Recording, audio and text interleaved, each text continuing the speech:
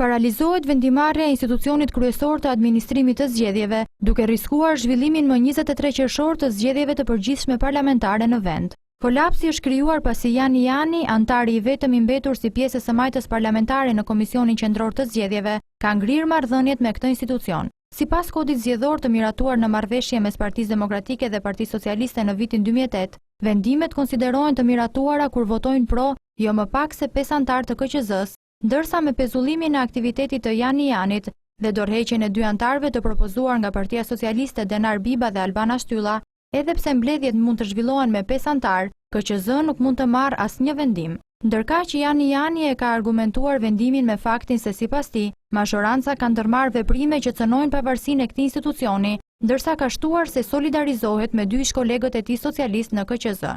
Megjithatë, Jani Jani ka nënvizuar se gjithçka vjen për shkak të situatave të krijuara, që nga momenti i shkarkimit të Muhos që u pasua me dorëheqje të njëpasnjëshme. Ai ka shtuar se mbetet në pritje të një reflektimi nga ana e politikës.